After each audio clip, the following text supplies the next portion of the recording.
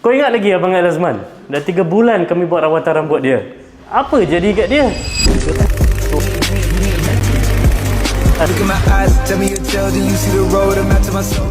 Alhamdulillah.